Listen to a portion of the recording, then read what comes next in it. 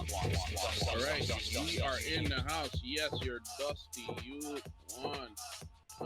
In the background, you are hearing the remix of Tripmasters, Tom's Work by Carlo Leo. Carlo Leo remix, and we also happen to have Carlo on board with us right now. So, what up? What up, Carlo? What's say up? what's up.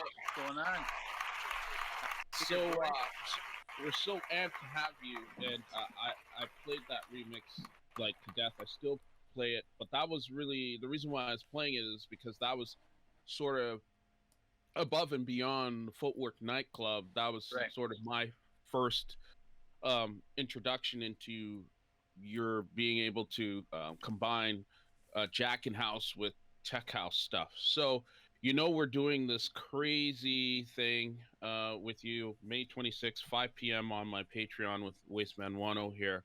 Yeah. And I wanted to just ask you what you're hoping to deliver in that session, like what people can expect from you, because I'm hoping to ask you all kinds of questions to get the most out of it, but what would you be looking at to achieve in that session? Yeah, to be honest, man, I'm down to go anywhere you and all the people watching want to go. From music production to, back in the day to what's going to happen in the future. I'm open to touch upon everything. Wow, that's encouraging. And what's great about our podcast too is we have dusty youths like Juan here. Toronto man. Bro, why do you always go after me, eh? Nobody's going after you, man. I'm just saying you're young, and what's interesting about young Juan, not a dusty youth, fam. But you are dusty still. But we won't get into that right now. But the reason why I'm mentioning Juan is because he's like of that younger generation that also knows your music. And I'm mad excited to have that conversation. Otherwise, I mean, and that's all coming from the fact that you're in Woodbridge, right? Juan thought you were in LA, bro.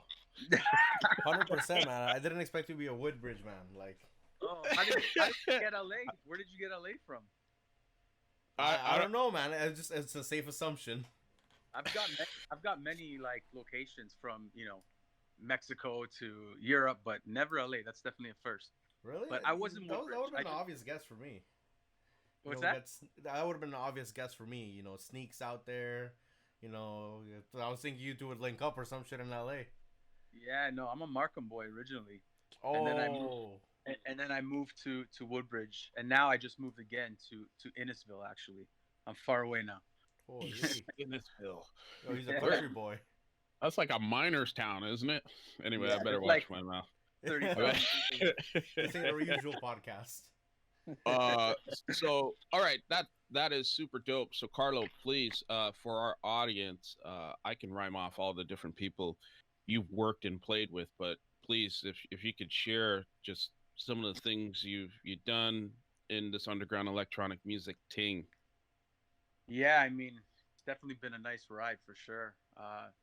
To getting to work with like a lot of the iconic producers that were just superheroes at one point. Like Dubfire is the first one that comes to mind. Who's the one who ultimately like kickstarted my career, right? The Persian Prince, Dubfire, with the snake rattle effect. That's him. So yeah, I mean, like he's always the number one guy I say because he really kickstarted my career and really put my productions in the eyes of the world pretty much. So that's having amazing. to work with him was a huge thing, and from there it spiraled onto getting that the kudos from a lot of other guys to work with. So yeah, the list goes on, man. It's hard to just name unless I have like Beatport open. But bro, you're being way too humble. So I mean, from Macromism, I introduced Juan to those guys. From Macromism to the Junkies to you and Nathan Barato being the Roaches. Well, is it you and Nathan Barato that make the Roaches? That's right. Right. To Nathan Barato, the Roaches, and Nicole Madaber. Yes. Like, you've obviously worked with DJ Sneak because of that remix I just played on I'm a House Gangster. The list goes on, man. So you are way way too humble. And I mean, where can you rhyme off this? This might be more memorable for you. Can you rhyme off some of the places that you played at festivals and all of that? Since we're getting close and getting back into it. By the way, did you get your shot yet, bro? No, I did not. I'm Whoa! on the fence. I'm on the fence. Uh-oh, we're gonna get deep.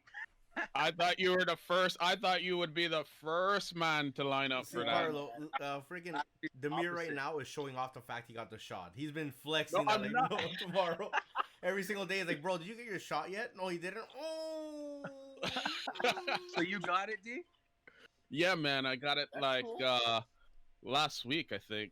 Which Because one did you get? I got Astra, bro. I went. Listen, you know how messed up it's been here I know. logistically for the province to roll this thing out, right? Yeah. I So know. you know it's a gong show. What I ended up doing, bro, there was a Shoppers Drug Mart out here, fam, Mm-hmm.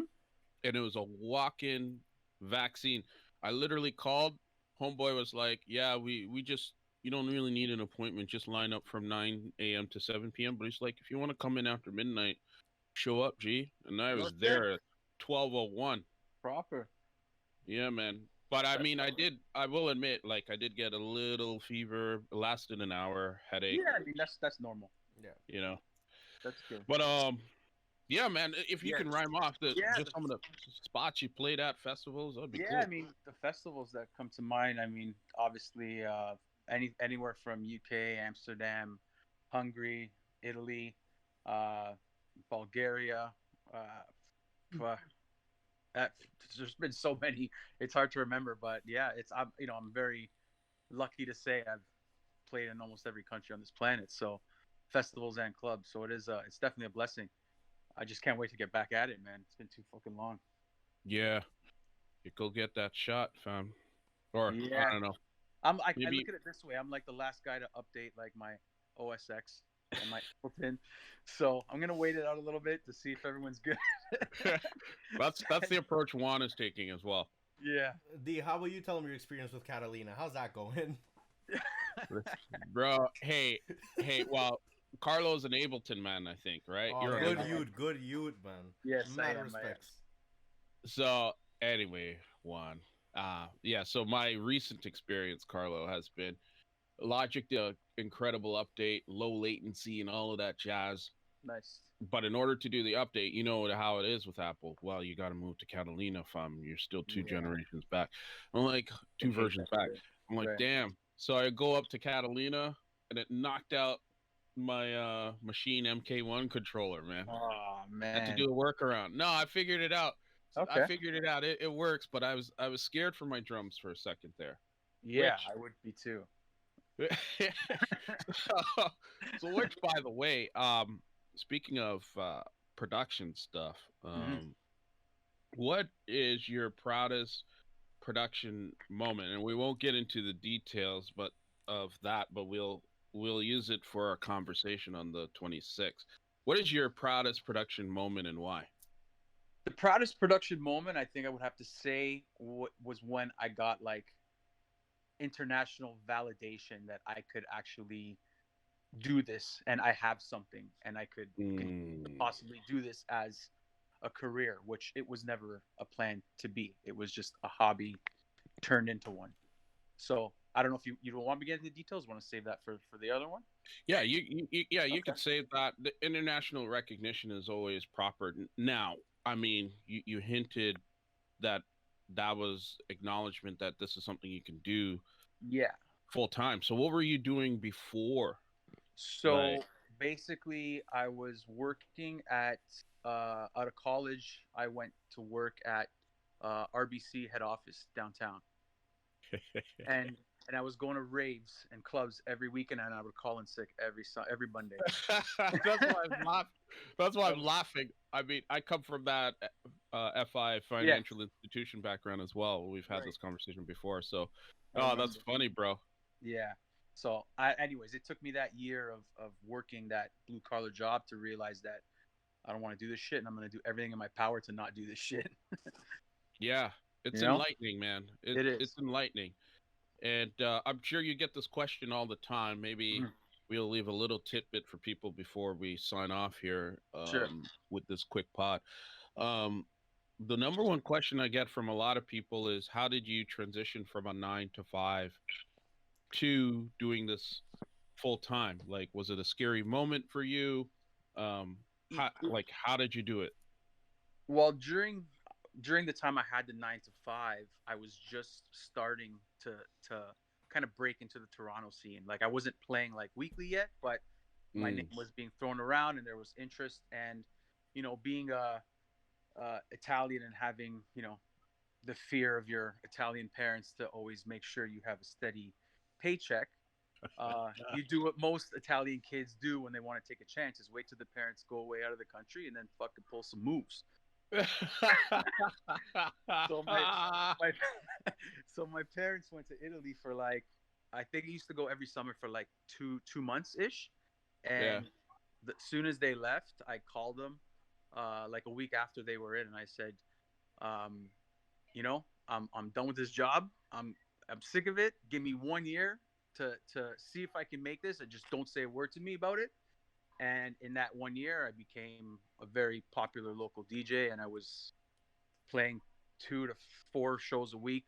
And yeah, when parents saw that there is money in it, they got off my back a little bit.